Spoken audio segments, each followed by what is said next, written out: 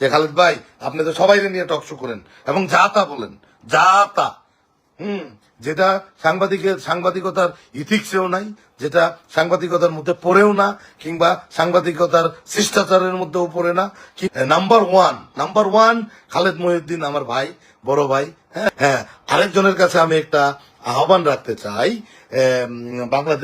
বাংলাদেশ না, ওনার ভাষ্যমতে সারা বিশ্বে বাংলা ভাষাভাষীদের মধ্যে যত সাংবাদিক, উপস্থাপক কিংবা মিডিয়া বক্তৃত্ব রয়েছে, নাম্বার ওয়ান খালেদ মহিউদ্দিন আমার ভাই, বড় ভাই। হ্যাঁ, ওনার ভাবটা এমন যে ওয়ান পিস মেড কারিগর ইজ ডেড, মানে জার্নালিজমটা উনিই বুঝে এবং সাংবাদিকতাটা উনি ছাড়া কেউ বুঝে না। ঠিক আছে,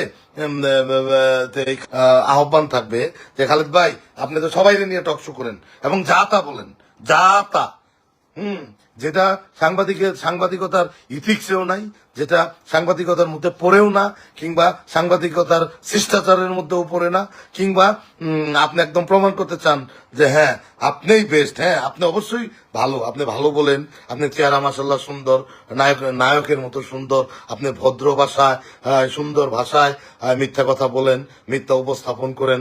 হ্যাঁ, আমি আপনার ব্যক্তিগত জীবনের দিকে যাইতে চাই না, তবে হ্যাঁ আপনি এই বিসিএস ছেড়ে আপনি সাংবাদিকতা পেশা নিয়েছেন, কারণ আপনার ওইটা দিয়ে হয় না।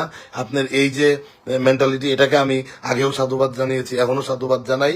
হ্যাঁ, তবে আপনি যে টক শোর নামে যে এই যে হেনস্থা করেন সিনিয়র নেতৃবৃন্দকে এবং সম্মানিত নেতৃবৃন্দকে, হ্যাঁ,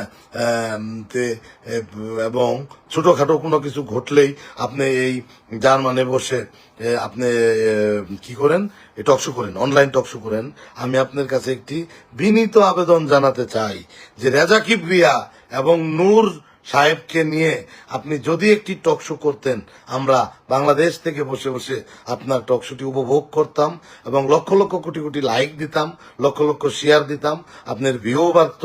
হ্যাঁ, আপনার ফেসবুক থেকেও ইনকাম হতো এবং আপনার যে ডয়েজ বাংলাতে কাজ করেন, ডয়েজ বাংলাতেও আপনার আরো সম্মান কিংবা ক্ষমতা বৃদ্ধি পেত।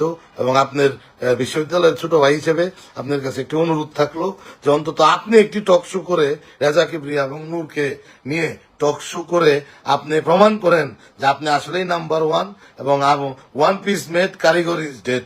এটা খালেদ মহিউদ্দিন ভাই আপনি এটা প্রমাণ করেন। এটা আপনাকে আমি একটা চ্যালেঞ্জ ছুড়ে দিলাম যে আপনি এটা করতে পারবেন না, কিংবা করতে পারলেও আপনি এটা করবেন না, কারণ আপনি অলরেডি একটি পক্ষ নিয়ে নিয়েছেন।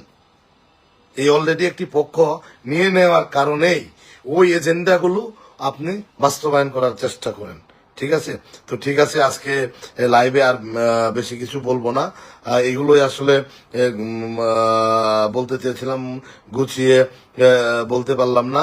তবে হ্যাঁ, রাষ্ট্রের কাছে, রাষ্ট্রের গুরুত্বপূর্ণ যারা দায়িত্বে রয়েছেন, তাদের কাছে আহ্বান থাকলো এই বাংলাদেশ নামক রাষ্ট্রটিকে, স্থিতিশীল রাষ্ট্রটিকে যারা অস্থিতিশীল করতে চাচ্ছে, এই রেজা কিবরিয়া, নূর গং সহ আরো যারা রয়েছেন, এই আধুলি শিখি কিছু